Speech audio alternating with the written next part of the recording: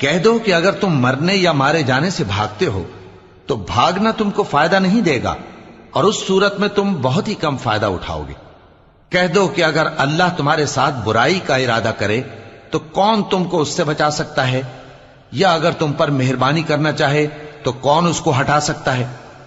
اور یہ لوگ اللہ کے سوا کسی کو نہ اپنا دوست پائیں گے اور نہ مددگار۔ اللہ تم میں سے ان لوگوں کو بھی جانتا ہے جو لوگوں کو منع کرتے ہیں اور اپنے بھائیوں سے کہتے ہیں کہ ہمارے پاس چلے آؤ، اور وہ لڑائی میں نہیں آتے مگر کم، یہ اس لیے کہ تم سے بخل کرتے ہیں۔ پھر جب ڈر کا وقت آئے تو تم ان کو دیکھو کہ تمہاری طرف دیکھ رہے ہیں، اور ان کی آنکھیں اسی طرح پھر رہی ہیں جیسے کسی کو موت سے غشی آ رہی ہو۔ پھر جب خوف جاتا رہے تو تیز تیز زبانوں کے ساتھ تمہارے بارے میں باتیں کریں اور مال میں بخل کریں۔ یہ لوگ حقیقت میں ایمان لائے ہی نہ تھے۔